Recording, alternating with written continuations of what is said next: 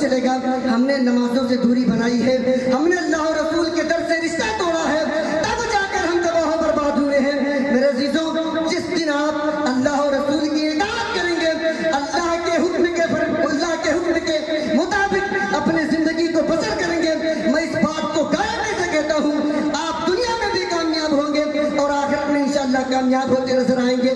بس شرط یہ ہے, ضروری یہ ہے کہ آپ اپنے زندگی کو آقا کریم صلی اللہ تعالی علیہ وسلم کی سیرت کے مطابق زندگی کو بسر کریں.